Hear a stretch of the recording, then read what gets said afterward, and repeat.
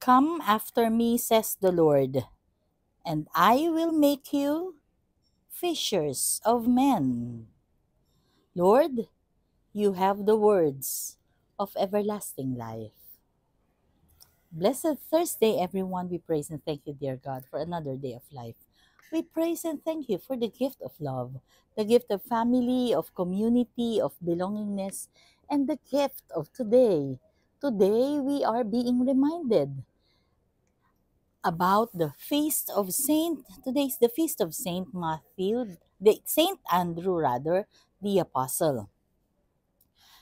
Si Andrew ang nagturo o nagpakilala kay Pedro. He led Peter to Jesus, the Messiah. Siya nga naman ang nagsabi na ito ang Messiah. Si Andrew ay isang mangingisda. At kaya naman, siya'y tinawag ng Panginoong Diyos to be fishers of men.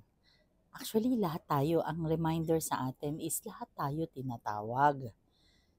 At lahat tayo ay inuutusan na mag-witness sa pagmamahal ng Diyos, na ilapit ang tao papalapit sa Diyos. Ang panalangin ay sana lahat tayo will heed the call. Will heed the call to lead people to Jesus. Ikaw ba, kapatid? Ano bang ginagawa mo para tumugon sa panawagan na yan? At pagkatapos, ay hayaan nating siya na, si Jesus na ang gumawa ng paraan. So if we lead people to Jesus, tapos yung leave the rest behind. Parang halimbawa, nag-akay tayo na mag-asawa, mag-attend ng marriage encounter. Tapos the Lord will make wonders, surprises. Magugulat na lang tayo, yun palang tinawag ni Jesus ay ngayon ay maayos na ang kanilang pagsasama. Or halimbawa, nagli-live-in sila, pagkatapos meron tayong mga mass wedding, mga kasalang bayan. Biglang nag-attend sila at biglang nabago ang takbo ng buhay nila. We will lead them to Jesus. Yung para mapunta sila sa state of grace, not living in sin, yung bang ganyan. Why do I know that? Galing din ako sa civil wedding. Before ako pakasal at sa simbahan, galing din ako sa civil wedding. And so, I am very thankful and grateful sa aking kinakapatid na si Lisa dahil she led me to the mass wedding which June and I attended, na nung panahon na yon, we were about to be separated. Hindi. That is marriage encounter pala.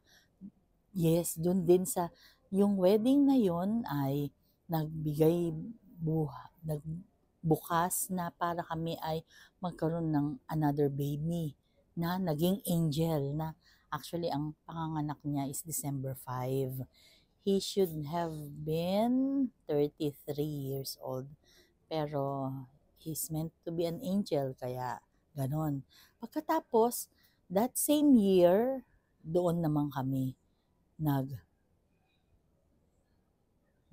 encounter. Kaya nga naman, dugtong-dugtong ang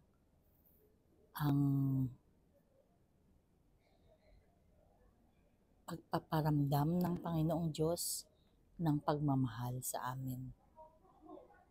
Hindi ko maalala kung same year, basta ang alam ko, si Lisa ay isang parang naging Andrew sa aming mag-asawa kasi she led us to Jesus. Ikaw, kapatid, may naakay ka na ba? Do you respond to God's call? Tara, sagot tayo, and you'll be surprised. Manalangin tayo. Lord God, we are sorry for our sins, either of commission or omission.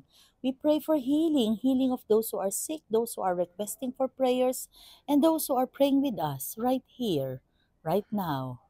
Be with us always and in always, and allow your presence in our lives to manifest, Lord God. Please stay with us, because without you, we are nothing.